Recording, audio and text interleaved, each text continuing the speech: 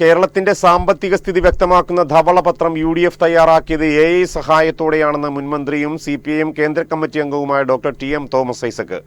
195 page വരുന്ന രേഖ ഒരാഴ്ച കൊണ്ട് തയ്യാറാക്കിയതിൽ അത്ഭുതമെന്നും അദ്ദേഹം വാർത്താസമ്മേളനത്തിൽ പറഞ്ഞു. കേരളത്തിന്റെ 10 വർഷത്തെ സാമ്പത്തിക സ്ഥിതി വ്യക്തമാക്കുന്ന ധവളപത്രം UDF AI ടൂളുകളുടെ സഹായത്തോടെ തയ്യാറാക്കിയതാണെന്ന് മുൻമന്ത്രിയും CPIM കേന്ദ്ര കമ്മിറ്റി അംഗവുമായ ഡോക്ടർ തോമസ് ഐസക് ആരോപിച്ചു. 195 പേജ് വരുന്ന രേഖ ഒരാഴ്ച കൊണ്ട് തയ്യാറാക്കിയപ്പോൾ തന്നെ അത്ഭുതം തോന്നിയിരുന്നു. 2 AI ടൂളുകൾ ഉപയോഗിച്ചാണ് പരിശോധന നടത്തിയത്. റിപ്പോർട്ടിന്റെ ഗണ്യമായ ഭാഗം AI ജനറേറ്റഡ് ആണെന്നും അദ്ദേഹം വാർത്താസമ്മേളനത്തിൽ പറഞ്ഞു. ഇപ്പോ കൂടുതൽ വളരെ ഗൗരവമായ മറ്റൊരു പ്രശ്നം വന്നിരിക്കുകയാണ്.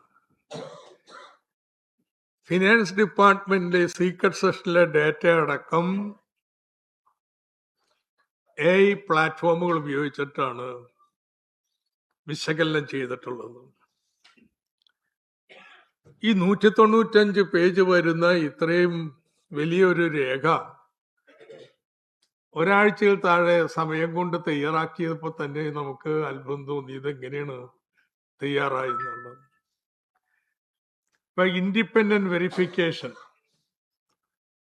2 സാർവത്രികമായിട്ട് അംഗീകാരമുള്ള AI കണ്ടന്റ് ഡിറ്റക്ഷൻ ടൂൾസ് അതുപയോഗിച്ച് ഈ ഡോക്യുമെന്റ് പരിശോധിച്ചു കഴിഞ്ഞപ്പോൾ അല്ല സബ്സ്റ്റാൻഷ്യൽ പോർഷൻ, ഗണ്യമായൊരു ഭാഗം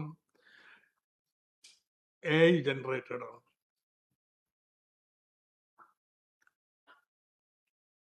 AI ഉപയോഗിക്കുന്നതിന് ഞാനിതിനൊന്നും അല്ല കേട്ടോ.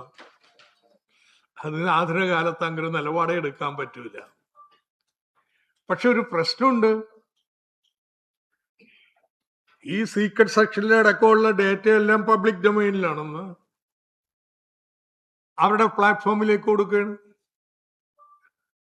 എങ്കിൽ മാത്രമല്ലേ ഈ കണ്ടന്റ് ജനറേറ്റ് ചെയ്യാൻ പറ്റത്തുള്ളൂ. ഇത് മുഖ്യമന്ത്രി VD സതീശൻ ക്ലാരിഫൈ ചെയ്യണം. AI ഉപയോഗിക്കുന്നതിന് താൻ എതിരല്ല. പക്ഷേ പ്രശ്നം രഹസ്യരേഖകളെല്ലാം പബ്ലിക് ഡൊമൈനിലേക്ക് നൽകിയിരിക്കുകയാണിവിടെ. മുഖ്യമന്ത്രി ഇക്കാര്യത്തിൽ വിശദീകരണം നൽകണമെന്നും അദ്ദേഹം പറഞ്ഞു.